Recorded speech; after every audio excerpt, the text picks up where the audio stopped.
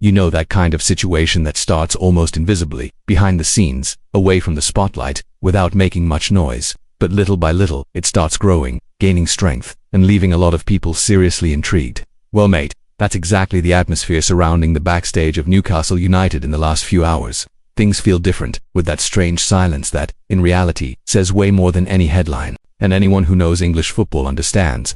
When the backstage starts heating up like this, it's a clear sign that something massive is about to happen. And believe me, this isn't going unnoticed. Quite the opposite. Conversations in the corridors of St. James Park aren't stopping. There's a constant in and out of directors' phone calls at odd hours and endless messages being exchanged. All of this is making fans feel that something big is definitely brewing. And it's no wonder what started as a simple rumor is now growing stronger in the British and Italian press and, of course, among the passionate supporters of our beloved Newcastle United.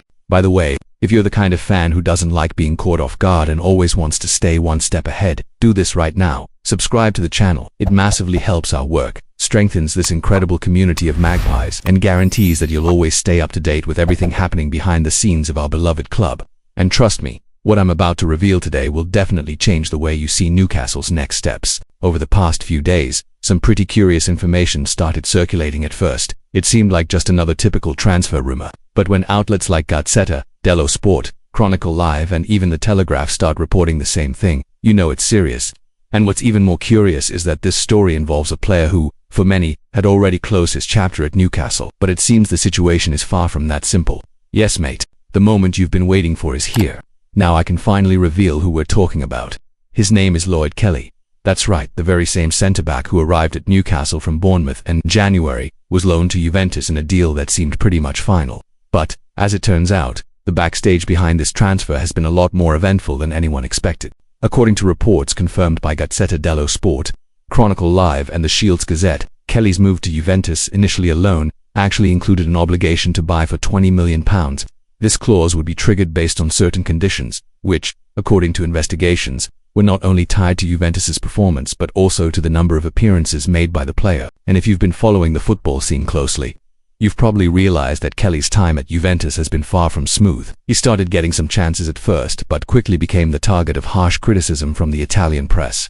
Journalist Mimmo Cugini from Gazzetta even labeled him as the most disastrous signing in Juventus's history. Brutal, isn't it? And that's not even the end of it. To make things even more tense, Giovanni Albanese, another well-respected journalist from Gazzetta dello Sport, recently stated that Juventus are already prepared to put Lloyd Kelly back on the transfer market even before his permanent move has been fully finalized. And as you'd expect, the moment this news leaked, the rumor mill exploded.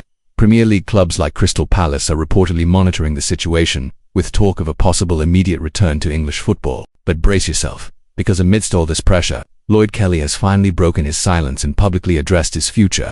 In an interview, the centre-back was very clear, stating, "Interest from Crystal Palace.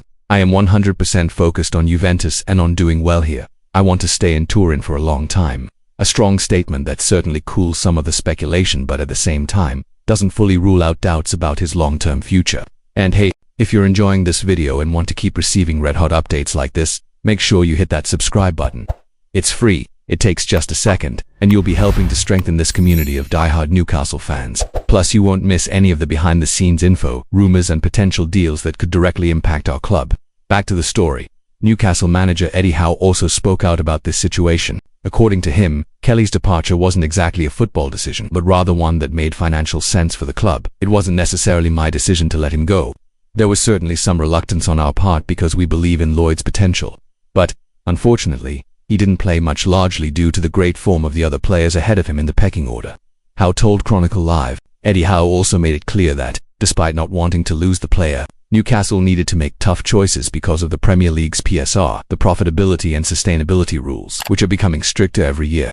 According to the manager, letting Kelly go to Juventus was one of those necessary decisions that help keep the club financially healthy, while also opening space for new signings in the upcoming transfer window. It's also worth noting that, up to now, Newcastle haven't officially announced any new signings for this summer window. But according to sources like Chronicle Live, Shields, Gazette, and The Telegraph, there's a strong expectation that the club will start moving in the market as soon as July kicks off, bringing in key reinforcements to strengthen the squad for the upcoming challenges.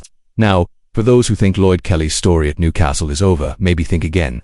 Even though the buy clause has been activated, the fact that Juventus are already considering moving him on immediately reignites, even if slightly, the possibility of him returning to the Premier League. And who knows, depending on how the negotiations unfold, maybe Newcastle themselves could jump back into the race.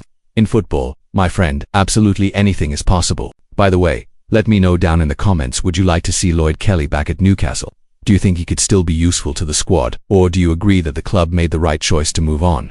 Your opinion is super important here on the channel, so drop it down below because I really want to know what you think. And if you enjoy this type of content, here's my special invitation: subscribe to the channel, turn on the notification bell, and join this community of passionate Newcastle United fans.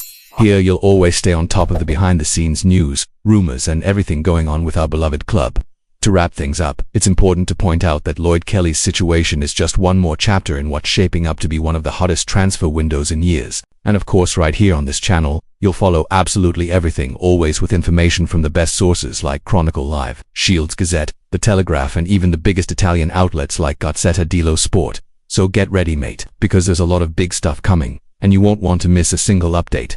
I'll see you in the next video.